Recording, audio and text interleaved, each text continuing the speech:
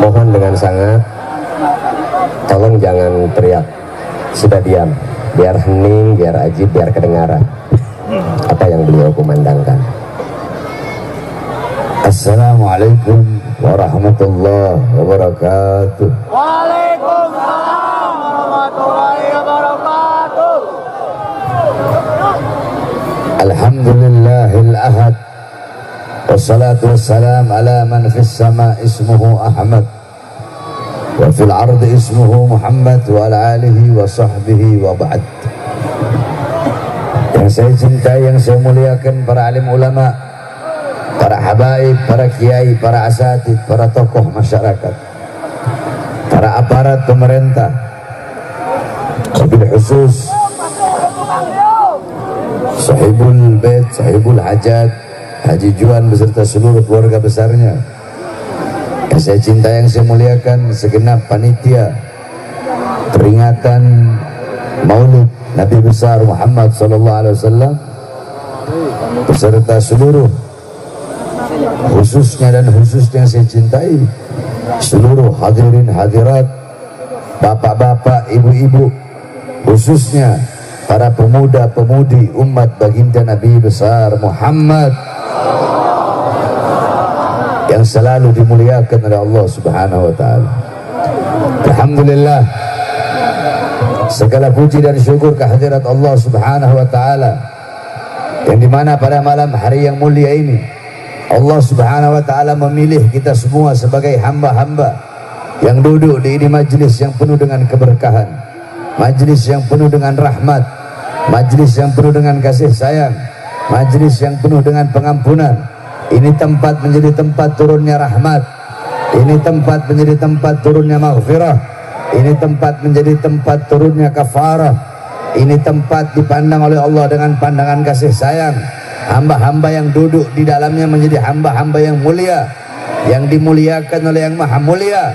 Hamba-hamba yang duduk di dalamnya datang kemari bawa dosa, pulang meninggalkan segala dosa-dosa, karena dosa-dosanya diampuni oleh Allah Subhanahu wa taala. Pulang bawa kasih sayangnya Allah Subhanahu wa taala, karena duduknya kita di ini majlis mendapatkan keutamaan, mendapatkan kemuliaan daripada baginda Nabi besar Muhammad sallallahu alaihi wasallam. Kita duduk di ini majlis bersalawat kepada baginda Nabi besar Muhammad sallallahu alaihi wasallam. Dalam sebuah akhbar, dalam sebuah athar diceritakan bahwasanya Allah Subhanahu wa taala menciptakan satu malaikat, yang dimana malaikat tersebut sampai sekarang dan sampai akhir zaman itu malaikat akan selalu ada di sisi kuburnya Nabi Muhammad SAW. Apa tugas malaikat tersebut? Allah ciptakan malaikat tersebut untuk apa? Allah ciptakan malaikat tersebut sebagaimana dalam hadis, qala Rasul, man shalla alayya salatan wahidatan sallallahu alaihi biha asyra. Barang siapa yang bersalawat kepada aku satu kali, maka Allah bersalawat kepadanya 10 kali. Salawat dari Allah adalah rahmat, salawat dari malaikat adalah maghfirah, dan salawat dari umat adalah doa. Setiap salawat yang engkau baca kepada Rasulullah, maka setiap satu huruf dari salawat tersebut, engkau baca salawat, ya Rabbi salli ala Muhammad, ya Rabbi, ya satu huruf, alif satu huruf, ra satu huruf, ba satu huruf, ya satu huruf, ya Rabbi 5 huruf. Jangankan panjang, ya Rabbi baru 5 huruf, ambil ya-nya saja, ya satu huruf. Dari setiap satu huruf tersebut, maka malaikat yang berada di sisi kuburnya Rasulullah berkata, ya Rasulullah, fulan bin fulan, disebut engkau punya nama di hadapan Nabi Muhammad. Fulan bin fulan, fulan bin fulan, fulanah binti fulan, fulan bin fulan, fulanah binti fulan, mereka bersalawat kepadamu ya Rasulullah. Apa kata Rasulullah? Bawa salawat mereka menghadap Allah. Dibawa kau punya salawat menghadap Allah. Ketika kau punya salawat dibawa menghadap Allah, apa kata Allah? Akan aku ciptakan dari setiap satu huruf dari salawat yang mereka baca, Aku ciptakan 460 malaikat yang memiliki 400, setiap malaikat memiliki 460 kepala. Setiap kepala memiliki 460 wajah. Setiap wajah memiliki 460 mulut.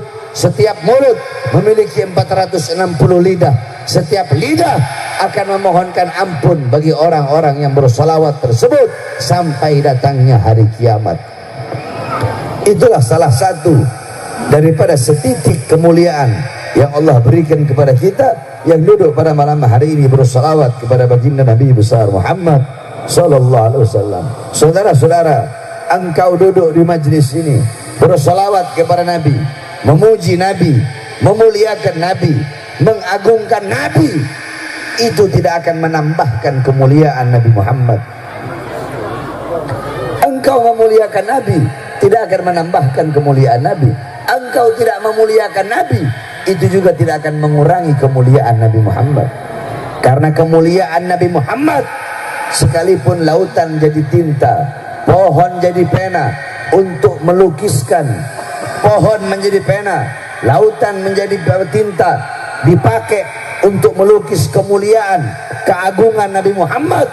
Lautan jadi tinta, pohon jadi pena, tidak akan sanggup melukis kemuliaan dan kesempurnaan baginda Nabi besar Muhammad. Engkau duduk di sini memuliakan Nabi, mengagungkan Nabi, tidak akan menambahkan kemuliaan Nabi. Engkau duduk di sini memuliakan Nabi, engkau yang menjadi mulia, bukan Nabi yang bertambah mulia. Engkau duduk di sini memuji Nabi, engkau yang menjadi terpuji, bukan Nabi Muhammad yang bertambah pujiannya. Sebagaimana ada sebuah syair dikatakan, ma madahtu Muhammadan bi qasidati walakin mudiha qasidati bi Muhammadin. Aku tidak memuji Nabi dengan syairku, aku tidak memuliakan Nabi dengan syairku, akan tetapi syairku yang menjadi terpuji karena telah memuji Nabi Muhammad. Buka fatarto. Ayat yang paling bisa diharapkan dalam Al-Quran adalah ayat yang dimana apapun yang diminta oleh Nabi Muhammad akan Allah berikan sampai Nabi Muhammad ridho. Apapun. Nah, Nabi Muhammad tidak akan ridho sebelum seluruh umatnya masuk ke dalam surganya Allah Subhanahu wa ta'ala. Kelak di akhirat, yang bakal berjuang mati-matian, yang bakal berjuang tanpa alas kaki, bolak-balik, bukan bapak ibu kalian, bukan guru-guru kalian, bukan anak istri dan suami kalian, tetapi nanti kelak di akhirat, kalau masih ada yang ngomong, saya tutup, saya pulang. Ada yang ngomong, saya tutup, saya pulang. Saya orangnya hitam-hitam, putih-putih, nggak ada abu-abu. A, B, B. Sekali lagi saya dengar ada yang ngomong, saya tutup, saya pulang. Saya datang kemari jauh-jauh untuk memberikan ilmu, bukan mau mendengar. Kalau ada yang mau ngomong, duduk sini ceramah. Saya orangnya begini. Tolong jangan ada yang ngomong. Dengarkan apa yang saya sampaikan. Biar kalian pulang dari sini bawa intifa, bawa manfaat. Biar kalian pulang dari sini bawa faedah, bawa keutamaan. Kalian bisa tahu seperti apa perjuangan Nabi Muhammad SAW. Kalian bisa tahu bagaimana pengorbanan Nabi Muhammad SAW. Kalian tahu kecintaan Nabi Muhammad kepada kalian melebihi kecintaan bapak ibu kalian kepada kalian, melebihi kecintaan istri kalian kepada kalian, melebihi kecintaan suami kalian kepada istri.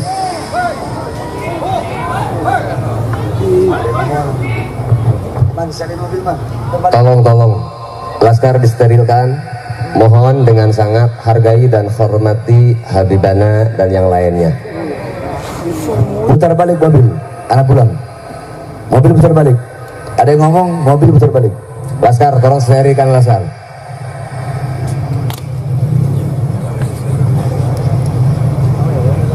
Tolong lihat muka saya dan hargai, hormati.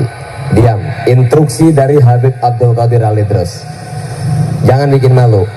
Kita datang ke sini untuk thalabul ilmi, ingin cari berkah, cari ilmu. Mohon dengan sangat. Siap? Siapa tuh? Siap mendengarkan Habibana ceramah? Betul? Tidak akan ada yang teriak? Tidak akan ada yang ngomong? Semangat. Shallu ala Nabi Muhammad. Kecintaan Nabi Muhammad kepada kalian melebihi kecintaan bapak dan bapak ibu kalian kepada kalian, melebihi kecintaan istri kalian kepada kalian, melebihi kecintaan anak-anak kalian kepada kalian. Manusia yang paling cinta kepada kalian adalah yang kalian peringati hari kelahirannya pada hari ini, pada malam ini, yaitu baginda Nabi besar Muhammad. Sampai-sampai kalian tahu, qala Imam Ali bin Abi Thalib, inna Rasulullah sallallahu alaihi wasallam fi akhir nafsi harragat syafataihi marratain falqaitu sam'i fasamituhu yaqulu ummati ummati faqubida Rasulullah sallallahu alaihi wasallam. Kata Sayyidina Ali, pada saat detik-detik terakhir wafatnya Rasulullah, aku melihat beliau menggerakkan bibirnya dengan 2 kali gerakan. Aku dekatkan telingaku. Beliau tidak mendengar Rasulullah berkata, keluargaku, anak cucuku, sahabatku. Apa yang keluar dari mulut Rasulullah? Ummati, ummati, umatku, umatku. Kalian yang dipikirkan oleh Rasulullah. Bahkan ketika nyawa beliau dicabut,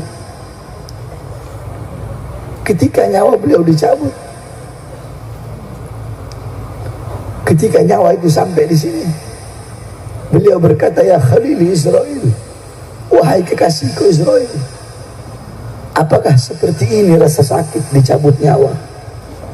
Iya ya Rasulullah, seperti inilah rasa sakit dicabut nyawa. Ditarik lagi nyawa beliau. Seperti inikah rasa sakit dicabut nyawa? Di sebelah kanan beliau ada sebuah wadah yang berisi air. Beliau letakkan tangannya di air tersebut. Beliau usap wajah beliau. Apakah rasa sakit seperti ini juga yang nanti akan dialami oleh umatku? Dijawab oleh Israel, bahkan ribuan lebih sakit dari ini ya Rasulullah. Mendengar itu Rasulullah menangis. Itu tangisan terakhir Rasulullah sebelum beliau wafat. Ketika beliau mendengar umatnya akan merasakan sakit, beliau mengangkat tangan dan berdoa kepada Allah sebelum meninggal. Itu doa terakhirnya Nabi, doa yang menutupi wafatnya Nabi Muhammad. Kalian tahu apa doa beliau? Allahumma khafif ala ummati fi sakratil maut wa thakkil alayya. Ya Allah, ringankanlah sakratul maut umatku. Berikan rasa sakit mereka semua ketika sakratul maut. Berikan kepada aku, biar aku yang menanggungnya. Jangan kasih mereka rasa sakit. Aku nabi mereka, aku memimpin mereka. Biar aku menanggung seluruh rasa sakit sakratul maut umatku. Apakah ada manusia yang lebih cinta kepada kalian seperti manusia yang kalian peringati hari kelahirannya pada malam hari ini? Tidak ada, saudara.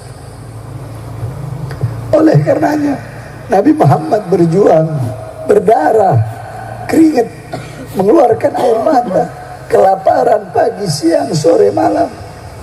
Agar apa? Agar iman sampai, agar Islam sampai, takwa, sholat, semua itu agar sampai. Ketika itu semua sampai, jaga baik-baik. Jangan engkau sia-siakan dan jangan engkau campakkan. Karena itu semua berkat perjuangan daripada baginda Nabi besar Muhammad sallallahu alaihi wasallam. wasiat saya yang terakhir sebelum saya tutup. Ini wasiat khusus untuk para pemuda-pemudi terutama. Wahai para pemuda-pemudi Islam, kalian selalu ingat slogan yang selalu saya sampaikan. Kalian selalu ingat wasiat dan nasihat yang selalu saya sampaikan. Sir wala takif, maju terus, jangan pernah mundur di dalam berjuang di jalan Allah Subhanahu wa ta'ala. Saudara-saudara, berjuang di jalan Allah adalah kewajiban kita. Saya keluar balik masuk keluar masuk penjara, keluar masuk penjara, demi apa? Demi diri saya, demi anak saya, demi istri saya. Tahun 2020 saya keluar, anak saya masih ada umur 6 bulan. 2 hari saya bebas. Saya sudah ceramah. Dalam ceramah saya yang saya bela rakyat, saya bilang, hei Jokowi, dalam ceramah saya, kau bikin mati rakyat. Ketika itu corona, rakyat kau kurung dalam rumah, tidak kau kasih uang, tidak kau kasih makan. Mal-mal besar buka, punya asing buka, tetapi toko-toko kecil mulai pribumi kau tutup. Berapa banyak pengangguran di Indonesia? Akan tetapi tenaga kerja di musim corona kau kirim terus dari asing. Itu isi ceramah saya yang menyebabkan saya baru 2 hari keluar udah masuk lagi. Saya tanya, siapa yang saya bela? Rakyat apa bukan? Jawab yang keras. Siapa yang saya bela? Siapa yang saya bela? Saya dibawa ke Nusa Kambangan, saudara-saudara. Diborgol kedua tangan saya, diborgol perut saya, diborgol kaki saya. Saya dibikin seperti penjahat besar, saya dibikin seperti bandar narkoba, saya dibikin seperti pembunuh berantai, saya dibikin seperti teroris. Kedua tangan saya, perut saya, kaki saya diborgol 3-tiganya. Itu sipir sampai saking ada yang ketakutan, dia minta izin dulu untuk borgol. Beb, saya izin beb. Yuk beb, saya orang NU. Saya tahu beb, saya cinta sama Habaib, tapi ini tugas. Saya minta ampun beb, saya takut kualat sama Habib. Nggak apa-apa, silakan. Diborgol tangan, perut, sampai kaki.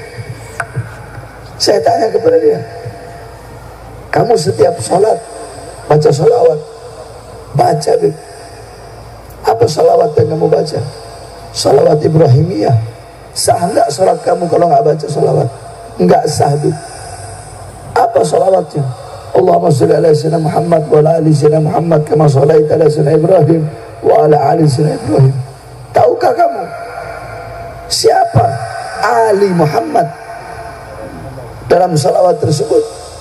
Ali Muhammad dalam salawat yang kau baca setiap salat adalah orang yang kau borgol di depan engkau.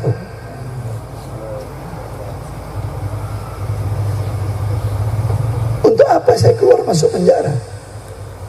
Udah, saya ditahan 1,5 tahun. Keluar 2021. Baru keluar 2021, akhir bulan. Saya keluar November. Saya keluar awal Desember. 3 Januari saya rela ditahan lagi masuk penjara. Kenapa? Gara-gara ceramah saya di Bandung yang membahas KM 50. Siapa yang saya bela? 6 laskar.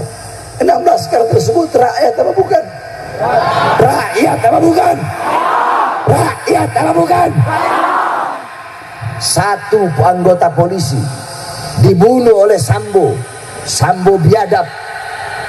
Dia membunuh 1 orang polisi, ajudannya dibunuh dengan kejam, dibunuh dengan biadab. Semua jenderal-jenderal turun, Sambo dihukum. Ini 6 nyawa, saudara-saudara. Pelakunya dibebaskan. Adil apa tidak? Adil apa tidak? Semuanya harusnya sama rata, tidak ada beda. Siapapun yang melakukan pembunuhan dan siapapun yang dibunuh, siapapun, apapun agamanya, apapun sukunya, apapun rasnya, apapun warna kulitnya, sesuai dengan Pancasila, sila kelima, keadilan sosial bagi seluruh rakyat Indonesia.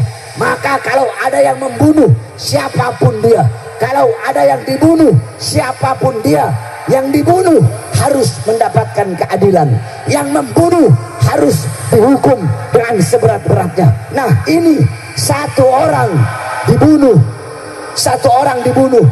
apakah hanya gara-gara yang dibunuh ini anggota polisi, terus semua jenderal turun tangan, presiden turun tangan, terus 6 laskar? Apakah mereka bukan rakyat? Apakah mereka karena mereka warga sipil? Apakah karena mereka orang Islam? Apakah karena mereka pengawal Habib Rizik? Apakah mereka bukan manusia? Apakah mereka bukan rakyat? Apakah mereka bukan pribumi? Satu anggota polisi dibunuh, jenderal-jenderal turun tangan, sampai Menko Polhukam turun tangan, presiden turun tangan, Sambo ditangkap. Kenapa 6 laskar yang wafat? Kenapa malah pelakunya sampai sekarang bebas berkeliaran? Ini hukum tidak adil, saudara-saudara. Hukum harus adil, tajam di atas, tajam di bawah. Betul? Betul? Kita ini rakyat, mereka para pejabat, para aparat, semua yang ada di mereka itu adalah hasil dari keringat rakyat. Betul? Saya tanya, jawab semua yang keras. Seragam mereka dari siapa? Turan keras dari siapa? Dari siapa? Dasi-dasi yang mereka pakai dari siapa? Rumah dinas mereka dari siapa? Jas mereka dari siapa? Kendaraan mereka dari siapa? Pistol mereka, senjata mereka dari siapa? Tank-tank mereka, water cannon mereka dari siapa? Rumah dinas mereka dari siapa? Mobil mereka dari siapa? Rakyat adalah ibu kandung kalian, wahai para pejabat, wahai para aparat. Maka jangan macam-macam dengan rakyat, jangan semena-mena dengan rakyat. Kalian hidup senang, rakyat susah. Kalian hidup kenyang, rakyat mati kelaparan. Rakyat adalah ibu kandung kalian. Semua yang ada pada kalian berasal dari rakyat. Maka tidak pantas seorang anak durhaka kepada ibu kandungnya. Oleh karenanya, saya Bahar bin Smith, tidak ada namanya kata kapok, tidak ada kata kapok, tidak ada kata lelah, tidak ada kata capek mau keluar masuk penjara demi membela rakyat, demi membela agama, demi membela bangsa.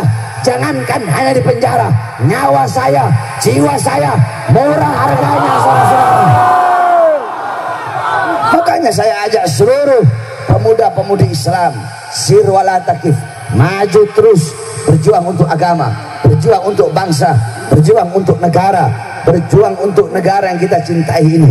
Lawan para pengkhianat bangsa, lawan para pejabat-pejabat biadab, lawan para koruptor-koruptor. Jangan pernah engkau takut untuk menyampaikan kebenaran, jangan pernah engkau mundur untuk menyuarakan kebenaran dan menyampaikan kebenaran. Saudara-saudara, berhenti kita mati, mundur kita hancur. Maka sampaikan kepada mereka, hei kalian para pengkhianat bangsa, hei kalian yang suka menindas rakyat. Saya tanya sekarang, BBM naik, enak apa tidak? Susah apa enggak? Susah apa enggak? Kalian rakyat, saya rakyat, kita semua merasakan. Susah apa tidak? Susah apa tidak? Jawab yang keras, susah apa tidak? Ibu-ibu semua jawab, ibu-ibu. Belanjaan sembako, minyak goreng, cabai dan yang lain-lain semuanya naik. Ibu-ibu susah apa tidak? Woi, saya nggak tanya sama laki-laki, saya tanya ibu-ibu. Susah apa tidak? Susah apa tidak? Enak. Nah, kita rakyat, maka sampaikan, hei kalian yang suka menyusahkan rakyat, yang suka mengeluarkan kebijakan-kebijakan yang menyusahkan rakyat, yang menyengsarakan rakyat. Kami pemuda-pemudi Islam bersumpah, demi Allah, selama darah kami masih merah, tulang kami masih putih, merah putih, maka kami tidak akan berhenti menyampaikan kebenaran, menyuarakan kebenaran, melawan kezaliman, tidak akan pernah menundukkan kepala.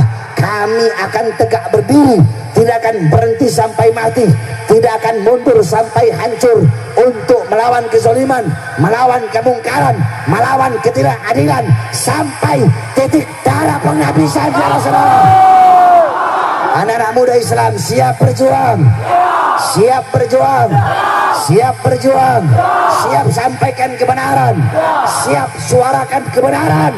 Allahu Akbar. Kau tahu? Dipikir Bahar bin Smith mau kapok. Kalian pikir, oh Habib Bahar ceramahnya ini lembut lagi. Kenapa? Habib Bahar takut masuk penjara. Sudah berkali-kali saya masuk penjara, capek masuk penjara saya. Mungkin yang masukin saya ke penjara juga udah capek kali. Cuma kadang begitu. Banyak orang-orang munafik. Saya dalam penjara, saya sidang, ya, itu paling hadir 100 orang. Saya hadir di sini maulid, banyak kalian ribuan. Kemana kalian waktu saya di penjara? Jangan ketawa. Jauh, jauh. Terus ngomong berani mati demi Habib, bela Habib, nyawa kami korbankan. Datang ke penjara aja enggak kalian, besok aja enggak, sidang aja enggak, ikut sidang, hadir sidang aja enggak kalian. Justru datang kebanyakan ibu-ibu, ganti, jangan pakai sarung, pakai BH kalian.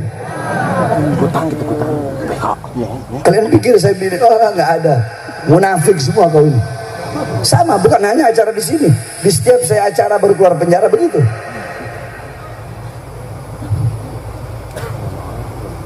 Kalian butuh sama saya, kalian bikin saya ini kayak jamban, kayak WC. Kalau ada hajat baru datang. Butuh sama saya kalau lagi senang, ada. Kalau lagi Habib bebas, ada. Ketika saya lagi susah, ketika saya lagi di penjara, kemana kalian? Hah? Padahal saya penjara yang saya bela kalian. Jadi jangan cengar-cengir, jangan cengar-cengenges, jangan. Butuh sama habaib kalau ada maunya aja, mengundang butuh. Giliran habaibnya yang berjuang mati-matian masuk penjara, kelihatan batang hidungnya aja enggak kalian. Alasan jauh. Saya dari Jakarta, dari Pondok kemarin nggak jauh untuk menyampaikan ilmu, untuk menyampaikan kebenaran kepada kalian. Jadi jangan ngomong cinta, bohong, dusta semua. Cinta itu pakai bukti, bukan enggak. Makanya saya tanya sekali lagi, siap berjuang? Siap berjuang? Siap sampaikan kebenaran? Saudara-saudara, suara-suara kebenaran yang saya sampaikan selama ini bagi para pengkhianat bangsa, bagi para pemerintah-pemerintah yang suka menyengsarakan rakyat, suara-suara kebenaran yang saya sampaikan itu akan membuat tidur mereka tidak nyenyak. Itu akan menjadi mimpi buruk bagi mereka. Itu akan membuat mereka terkenang-kenang, mengingat-ingat akan dosa-dosa yang telah mereka lakukan kepada rakyat, kepada umat. Suara kebenaran yang saya sampaikan tidak akan pernah bisa hilang, tidak akan pernah bisa dipenjarakan. Badan saya, jasad saya bisa dipenjarakan, tetapi demi Allah, suara-suara kebenaran yang selama ini saya sampaikan, yang selama ini saya gaungkan, suara-suara kebenaran yang selama ini saya sampaikan di mimbar-mimbar, di pondok-pondok pesantren, di masjid-masjid, di desa-desa, di kampung-kampung, di kota-kota, di setiap daerah, di seluruh Indonesia.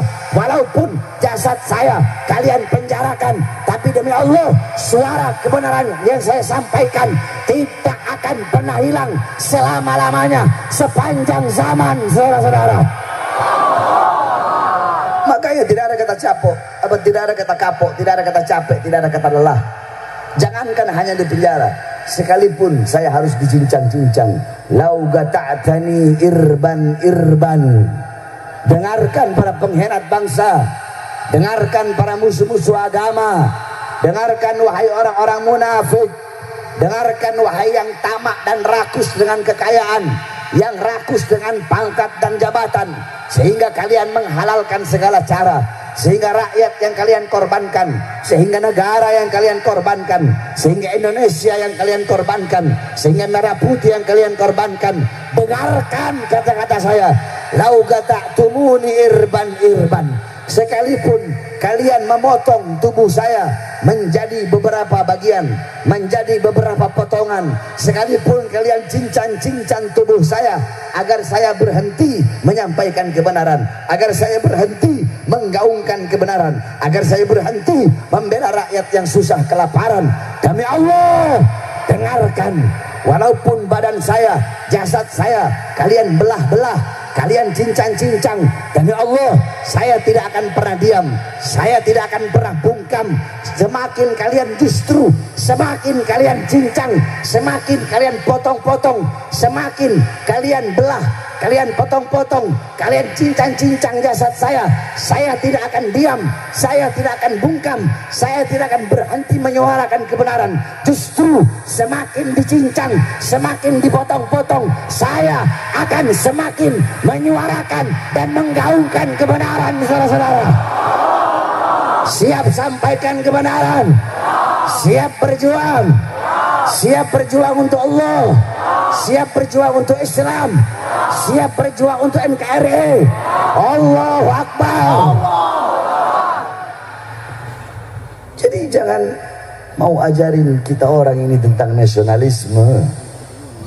Saya heran sama pejabat-pejabat sekarang. Banyak pejabat mau ngajarin kita orang tentang nasionalisme. Contohlah saya yang santri. Saya bukan ulama, saya nggak ngaku ulama, saya santri. Sampai sekarang masih jadi santri. Ada pejabat ngomong kita sebagai warga Indonesia harus nasionalisme, apalagi para ulama-ulamanya. Kalau ada yang ngomong begitu sama Pak Bahar bin Smith, sama kayak telur ayam ngajarin ayam. Dia belum belajar nasionalisme, kita orang di pondok pesantren udah tahu apa itu nasionalisme. Sebab nasionalisme itu lahirnya dari rahim Islam. Jadi kalau ada ustadz, kiai, habaib, nggak usah diajarin nasionalisme, betul? Kalau ada pejabat ngajarin ulama nasionalisme, itu namanya telur ayam ngajarin ayam. Masih mending kalau pejabatnya baik. Kalau pejabatnya rusak, yang ngomong pejabat rusak, pejabat buruk, pejabat yang suka korupsi, pejabat yang suka menyengsarakan rakyat, mau ngajarin ulama, bukan telur ayam ngajarin ayam lagi, tai ayam ngajarin ayam. Paham? Jadi jangan ajari kami tentang nasionalisme, betul? Betul, saudara-saudara? Dulu Indonesia belum ada tentara, belum ada polisi, belum ada Indonesia. Yang ada apa? Pondok-pondok pesantren, surau-surau, majelis-majelis para ulama, para kiai, para habaib zaman dulu. Beliau-beliau yang menanamkan semangat ghirrah wataniyah, yang menanamkan semangat membela negara di dalam hati rakyat, bahkan dalam hati para pahlawan, sehingga seluruh masyarakat bergabung di bawah komando ulama pada saat itu. Mereka semua mengangkat senjata, walaupun dengan bambu runcing, tetapi bisa mengalahkan para penjajah-penjajah. Itu dari siapa? Dari kalangan santri. Dari siapa? Dari ulama yang menanamkan dalam diri para pahlawan. Siapa yang menanamkan kecintaan, rasa nasionalisme kepada tanah air? Kalau bukan para ulama, kalau bukan para habaib, Jenderal Sudirman, siapa guru beliau kalau bukan para kiai? Bung Tomo, siapa guru beliau kalau bukan Kiai Hasyim Asy'ari? Oleh karenanya para ulama itu jangan diajarkan tentang nasionalisme, karena beliau-beliau, kami, kita, para santri lebih tahu apa itu nasionalisme daripada mereka. Mereka nasionalismenya cuma habis di mulut saja, tapi tidak dipraktekkan, saudara-saudara. Kalau kami sudah dipraktekkan, bahkan kami ajarkan kepada kami punya santri-santri seperti apa itu nasionalisme. Nasionalisme itu apa? Nasionalisme dalam kitab dijelaskan, nasionalisme itu adalah rela susah asal bangsanya senang, rela miskin asal bangsanya kaya, rela mati asal bangsa dan rakyatnya hidup. Itu yang namanya nasionalisme. Oleh karenanya kan saya bilang, bagi Bahar bin Smith, jangankan cuma di penjara, demi rakyat, demi bangsa, demi Indonesia, nyawa jiwa darah saya murah harganya untuk tumpah. Kita ini akidah Ahlus Sunnah wal Jamaah. Semua di sini aswaja bukan? Aswaja apa bukan? Aswaja bukan? Akidah kita Asy'ari Maturidi, betul? Betul. Mazhab kita Syafi'i, betul? Udah diajarkan haram melawan pemerintah yang sah. Kok zolim? Kalau yang zolim ya dilawan. Ini ngomong menjatuhkan pemerintah yang sah, itu hukumnya haram. Ada pemerintah, dia telah sah diangkat menjadi pejabat, telah sah diangkat menjadi RT, RW, lurah, camat, bupati, wali kota, gubernur, menteri, presiden, sah, haram hukumnya untuk menjatuhkan. Makanya kan sering saya bilang, waktu sidang saya bilang, kiai Garut, ada beberapa kiai, 13 kiai apa di Garut, ngomong Habib Bahar ini radikal, intoleran. Kiai, radikalnya saya di mana? Intolerannya saya di mana? Karena Habib ceramahnya keras, kalau ngomong suka tegas, keras. Gara-gara suara keras. Iya, sampai matanya mau keluar katanya. Terus gara-gara itu bilang saya radikal. Kiai, pernah dengar nggak hadis? Kana Rasulullah SAW idza khataba ihmarrat aynahu wa ala sautuhu wa istadda ghadabuhu hatta kanahu kamundiri jaisin sabbahakum massahakum. Pernah dengar nggak? Enggak, Beb. Udah percuma saya jelasin. Ada lagi kiai jadi Cirebon. Habib itu radikal karena kalau ceramah suka ngomong kasar. Ngomong kasar? Ngomong kasar saya apa? Saya pernah ngomong anjing? Nggak pernah. Pernah dengar saya ceramah ngomong babi? Nggak pernah. Yang pernah dengar apa? Habib pernah ngomong bangsat. Oh ya, kalau itu pernah memang. Terus itu kasar, itu radikal. Iya, itu radikal. Terus bagaimana ketika Sayyidina Abu Bakar As-Siddiq berkata kepada Abdullah bin Rawaiha, berkata, Umsus Badrillat. Nggak usah saya artikan. Setelah saya artikan kepada dia, Umsus Badrillat. Berani kamu mengatakan Sayyidina Abu Bakar radikal dengan kata-kata kasar beliau? Enggak. Ya udah jangan pakai macam-macam neko-neko lah kalian ini. Kiai-kiai amplop, kiai-kiai kontrak, tujuannya dunia, tujuannya perut. Iya, banyak ustadz kiai, bukan hanya ustadz kiai, habibnya ada yang habib begitu juga sekarang. Makanya saya keluar penjara kaget tuh. Ini kok habibnya malah jadi habib bersorban, habib yang jadi kera-kera bersorban juga. Saya pikir cuma ustadz kiai yang dulu kan habib jarang, bukan nggak ada, jarang ada yang seperti itu. Sekarang habibnya mulai banyak. Habib yang tujuannya amplop, kursi, pangkat, jabatan, tujuannya perut. Dekat dengan ulama, dekat dengan pejabat itu harus, bukan enggak. Ulama dekat dengan pejabat. Untuk apa? Untuk nasihati pejabat itu. Ini halal, ini haram, ini salah, ini yang benar. Yang kau lakukan itu batil, ini yang hak. Ulama dekat pejabat fungsinya untuk itu. Jangan menjadi alimun alladzi yaj'alu ilmahu tabi'an li ra'yil muluk. Jangan menjadi orang berilmu yang ilmunya untuk mengikuti kemauan para penguasa. Penguasa mau ini ulama, ini ustadz, ini kiai, ini habib tahu ini salah, bukan enggak, dia tahu ini salah, tapi bagaimana caranya yang salah itu jadi benar. Dia tahu ini haram, tapi namanya ngikutin majikannya, kiainya jadi anjing pejabat, ustadznya, kiainya, habibnya yang dekat, yang harusnya mereka menasihati, yang harusnya mereka. Al-Imam Abu Aswad Ad-Du'ali mengatakan, al-ulama al-muluk hukamun 'alan nas wal ulama hukamun 'alal muluk. Raja, penguasa presiden, polisi, mereka bisa menghukum rakyat, mengatur rakyat. Terus siapa yang bisa mengatur mereka? Siapa yang bisa menghukum mereka? Para pejabat, para aparat. Al ulama hukamun alal muluk. Para ulama lah yang bisa mengatur, yang bisa menghakimi, dan yang bisa menghukum mereka, para pejabat. Ulama dekat dengan pejabat wajib, harus. Untuk apa? Untuk mengeluarkan kotoran-kotoran dalam lingkungan itu.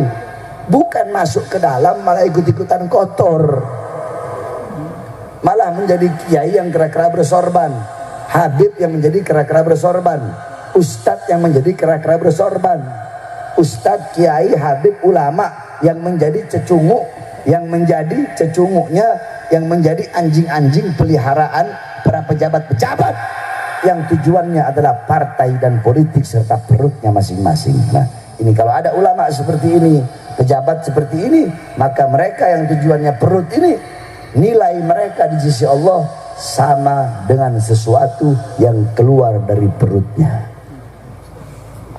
Udah paham nggak? Perlu saya jelaskan. Paham? Nah, jadi kalau jadi ulama itu yang tawasud. Tahu tawasud? Tawasud itu di tengah.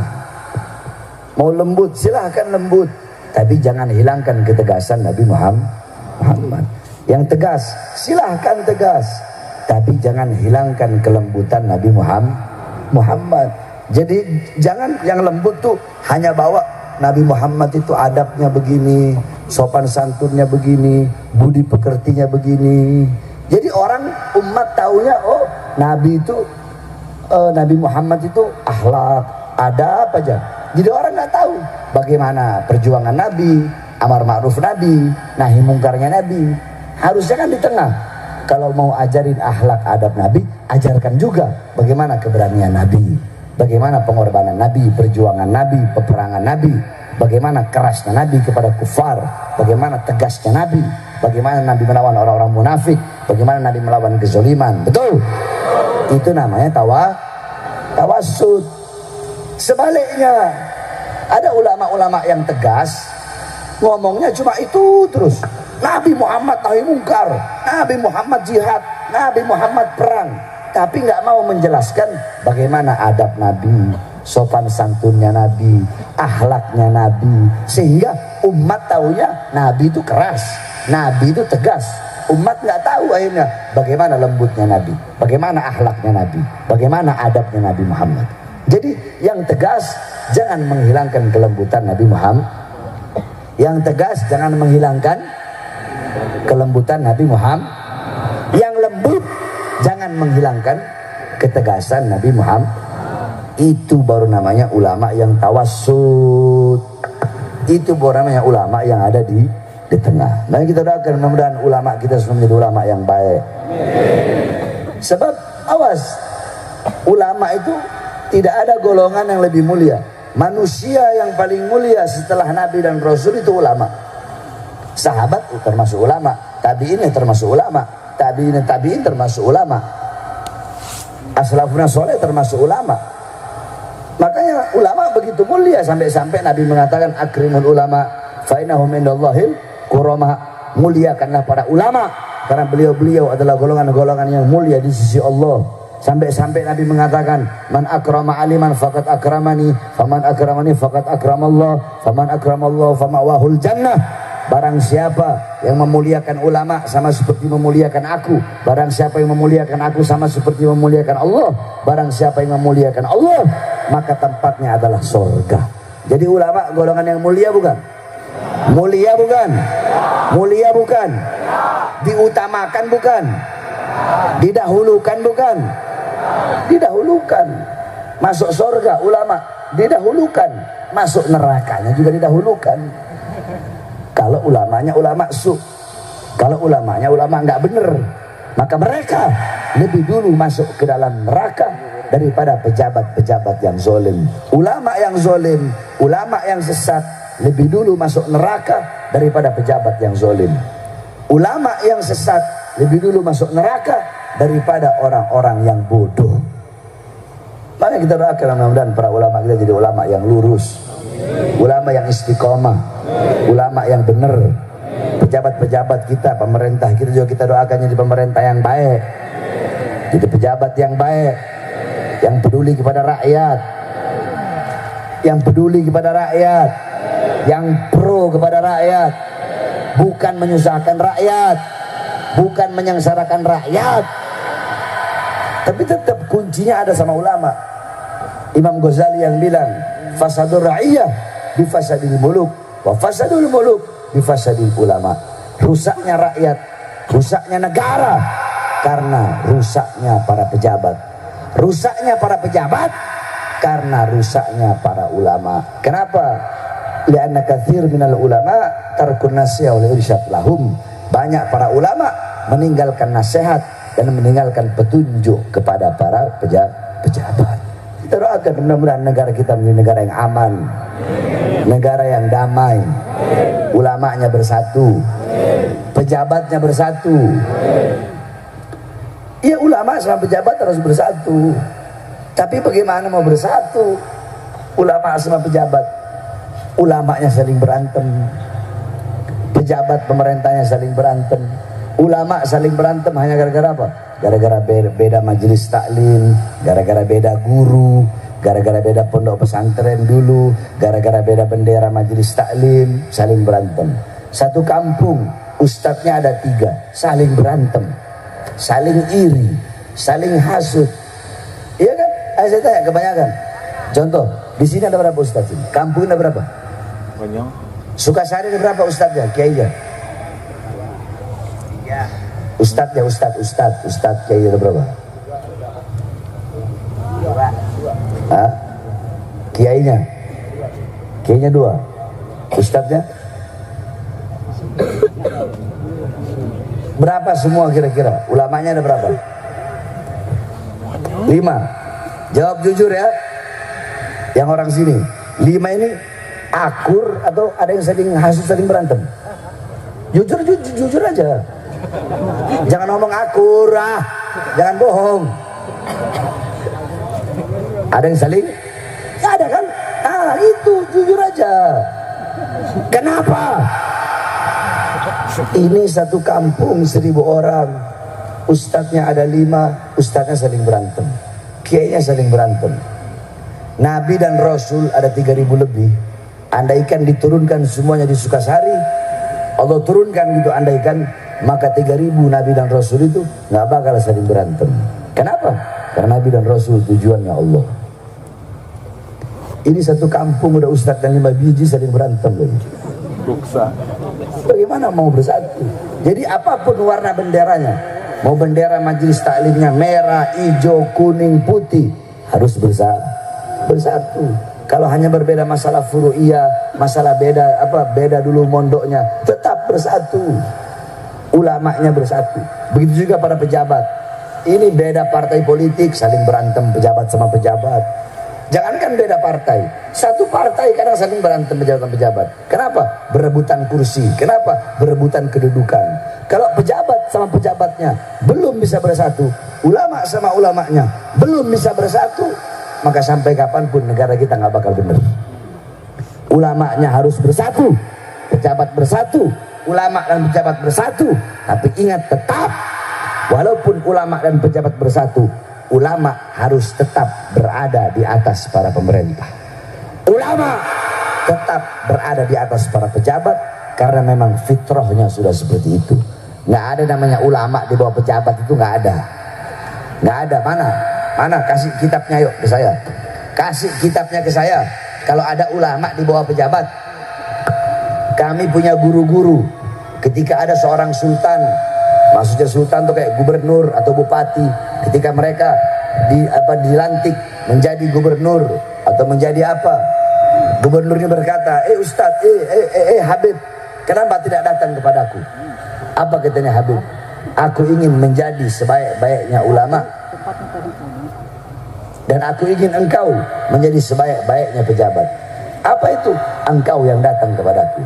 Ketika engkau datang kepadaku, maka engkau menjadi sebaik-baiknya pejabat, dan aku tidak menjadi seburuk-buruknya ulama. Sebab apa? khiyarul muluk alladzina ya'tunal ulama.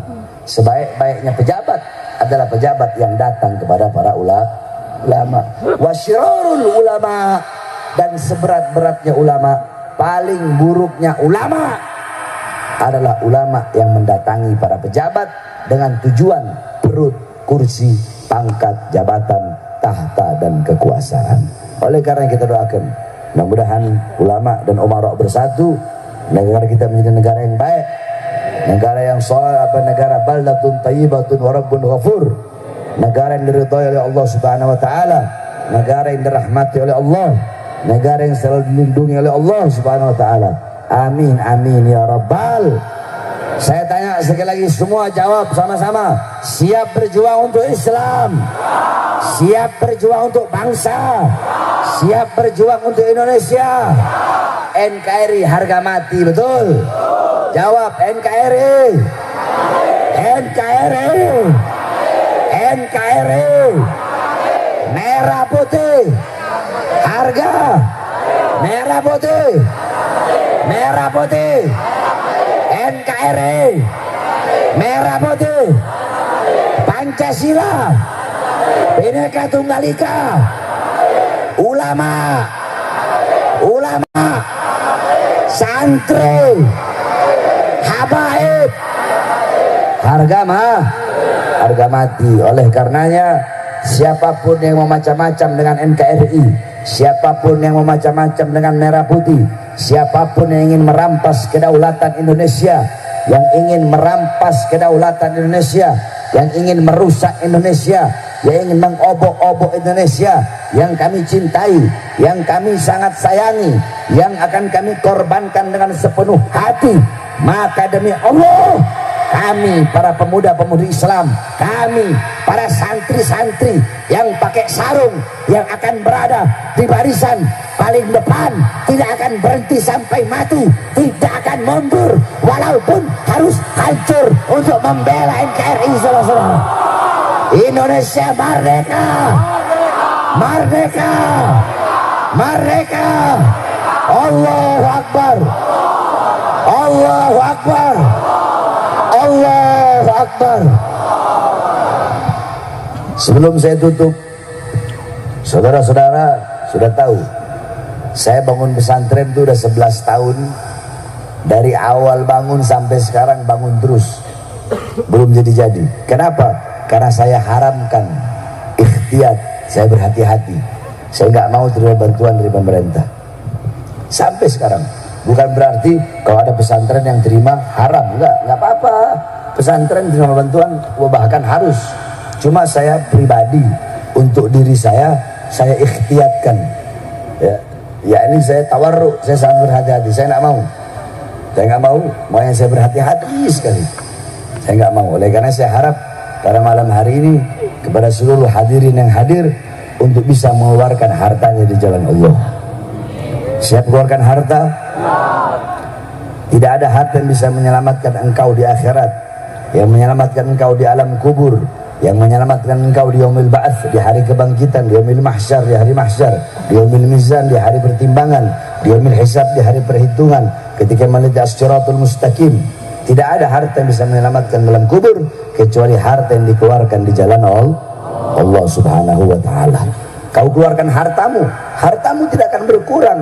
Tidak kau keluarkan, hartamu juga tidak akan bertambah. Jadi saya bukan begini, al-yadul ulya khairum min yadis sufla.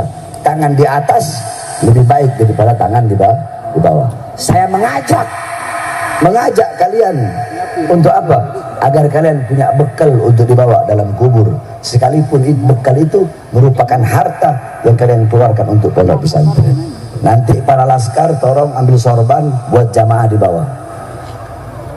Jalil, Asep, tolong yang ada di atas ini. Ini ustadz, kiai semua ini. Habib-habibnya juga ini, Habib punya uang ini. Oh, jangan cuma di bawah, yang di atas juga ini semua. Yang di atas kalau ngeluarin cuma 50-100 ribu, mending taruh di kantongnya. Anak kalau ada yang ngasih 100 ribu, anak ambil 1 juta, anak kasih, ini Beb. Paham maksudnya? Kalau mau ngasih yang tanggung-tanggung. Kalau ustadz, kiai, habib ngasih 100 ribu, taruh lagi, anak kasih 1 juta. Mau ngasih 50, taruh lagi, anak kasih 100.000. Itu ustad, kiai, berarti ngasihnya harus lebih banyak. Ayo sambil diri dengan salawat. Mana yang sebagian salawat? Mohon dibantu sama Aswaja. Udah nggak usah pakai hadroh. Salatullah salamullah ala toha rasulillah. Salatullah salamullah ala yasin habibillah. Semuanya prajurit pembela Rasulullah. Yang keras.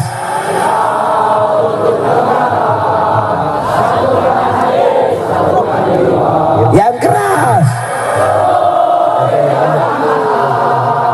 Lawan dia. Untuk agama dan negara. Maju. Maju ayo.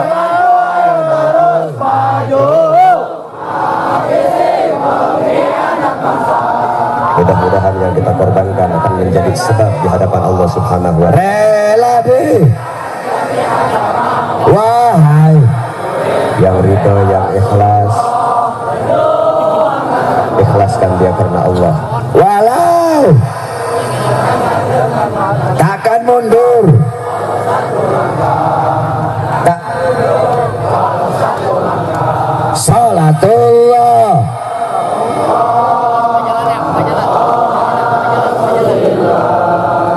Salatullah salamullah ala yasin habibillah. Salatullah Salamullah ala toha rasulillah. Salatullah ala yasin. Prajurit untuk agama, bangkitlah.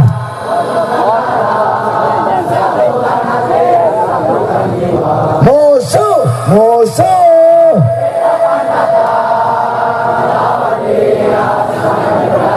Berdarah untuk agama dan negara.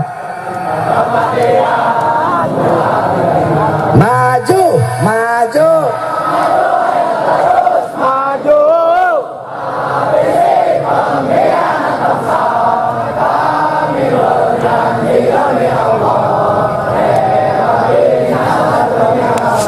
Wahai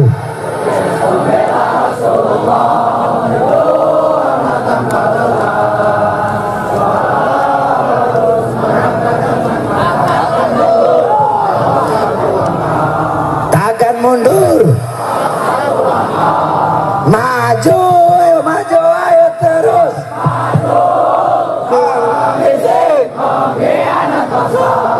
Kami berjanji demi Allah, rela binasa demi agama. Wahai prajurit pembela Rasulullah, walau harus Merangkak dengan mata takkan mundur walau satu langkah.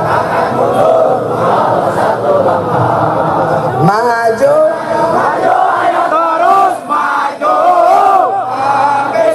pengkhianat bangsa. Kami berjanji demi Allah, rela binasa demi agama. Wahai prajurit pembela Rasulullah.